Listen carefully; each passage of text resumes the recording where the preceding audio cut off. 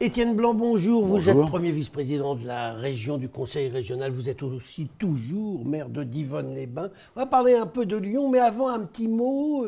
Il s'est tenu ces derniers jours, c'était lundi à la région, les assises, les premières assises régionales des élus locaux. À quoi sert cette grande messe si ce n'est à dire du mal du gouvernement? Parce qu'en fait, ça n'aboutit qu'à ça. Non, ça ne sert pas à dire du mal du gouvernement. Enfin, ça ça sert a à permis rappeler quand un même. principe. La région est au service des communes et des collectivités territoriales. Aujourd'hui, vous connaissez un véritable blues des maires et des élus locaux. Vous savez, la France, elle s'est construite avec 36 700 communes, il y a 36 700 maires, des conseils municipaux. C'est ce qui fait vivre la démocratie locale. Et cette démocratie, elle est en train de se craqueler, elle est en train de s'effilocher.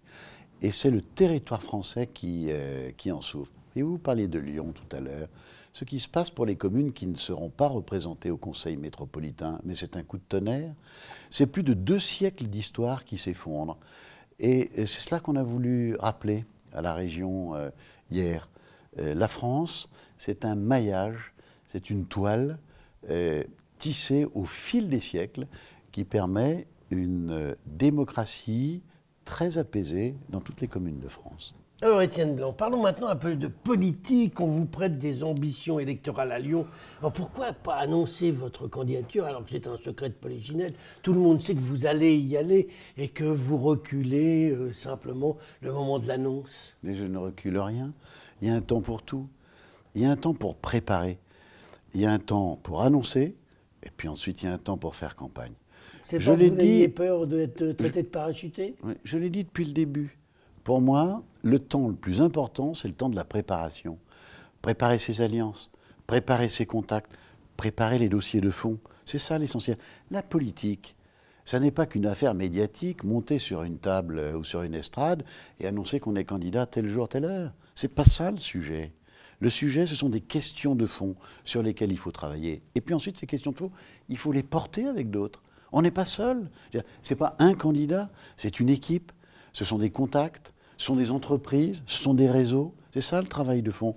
Et c'est ce que je suis en train de faire actuellement. Une fois que j'aurai fait ce travail-là, il y aura un deuxième temps. Et je l'ai toujours dit.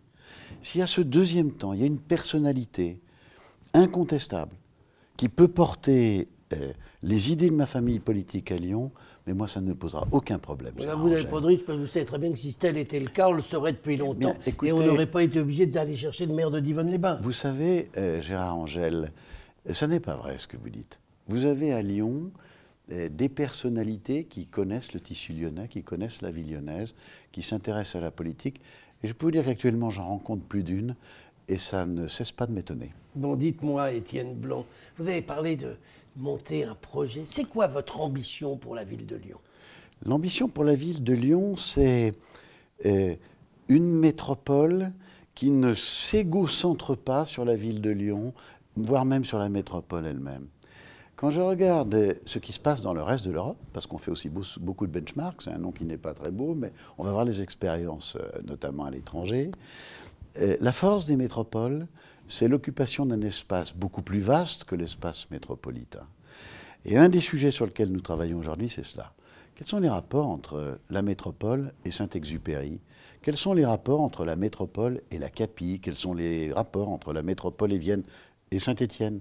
Une grande métropole de dimension européenne, c'est une métropole ouverte sur l'extérieur. Et ça touche tous les sujets. Ça touche les sujets de transport, ça touche les sujets culturels, ça touche la répartition des activités économiques. Pour moi, la vision de Lyon, c'est ça. Une métropole qui a un second souffle, qui s'ouvre sur sa périphérie et qui s'affirme comme une grande métropole européenne. Étienne Blanc, vous ne craignez pas quand même, quand vous allez annoncer votre candidature, qu'on commence par vous dire il faudrait commencer par habiter Lyon plutôt que d'habiter Divonne-les-Bains? J'habite Lyon.